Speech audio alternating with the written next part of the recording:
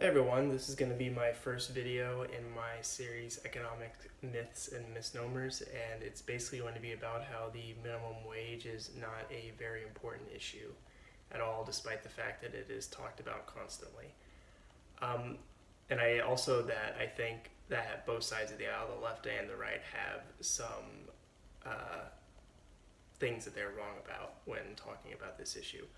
So the first thing I wanted to say was that the minimum wage is really a very tiny portion of the economy. If you were to increase if you were to take everyone who currently earns $15 an hour and under, and increase it to $15 an hour, it would still only come out between 2 and 3 trillion. I think it's closer to 2 or 3 trillion of all income in the United States, whereas the total income every year in the United States is somewhere north of 17 trillion.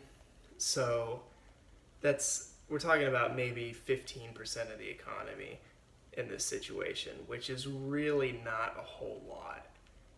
It's so yeah, so even if you were to change it, which is $15 is the higher end of what I've seen talked about a lot. So even if you were to change it, it wouldn't have this drastic effect on the economy.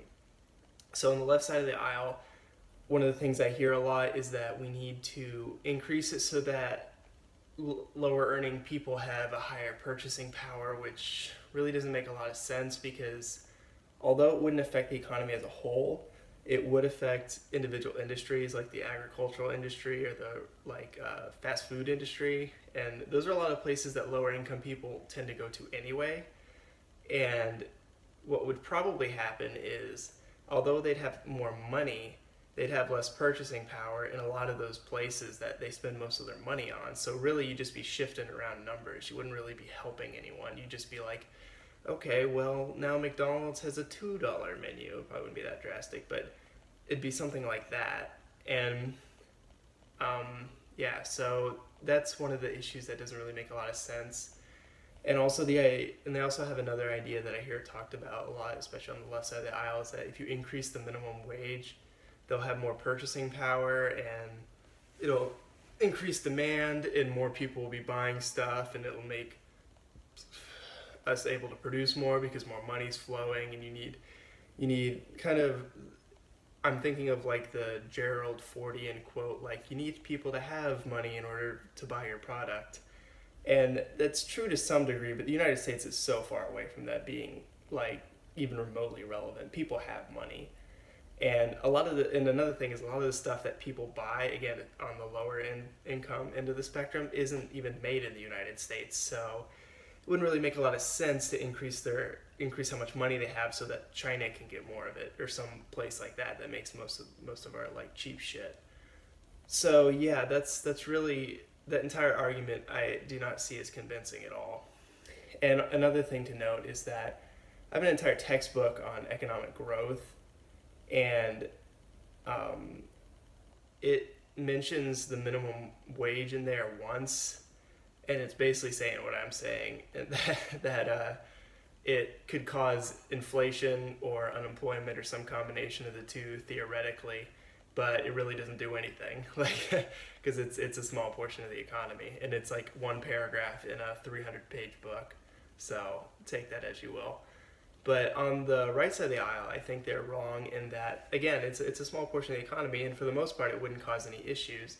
They are right about saying that it would cause unemployment or inflation in certain areas, but I also think that it doesn't really make a whole lot of sense to focus on the issue, because in the West, I believe, and in the United States, I know, we mainly have a inflationary monetary policy. So over time, that minimum wage, as long as it doesn't get changed, so really, if we just ignore the issue, it'll go away completely, because $7 an hour might be enough to live on barely right now, but in 10 years, 20 years, 30 years, whatever, if it doesn't change, then we're basically not going to have a minimum wage to begin with. So all those issues with people being able to get apprenticeships and internships for a wage at which they're actually worth kind of become meaningless. because again, after inflation kicks in, it'll just be a number. It'll be a meaningless low number. It'll be like if the minimum wage right now is like 50 cents. It's like, well, no one's going to get paid 50 cents because pretty much anyone can do work that's worth more than 50 cents. And yeah, so those are the main two things. And there's something else I wanted to touch on. I think it was, oh yeah, I have a Excel spreadsheet which I'm going to go into more detail later on a separate video, because it's not just about inflation.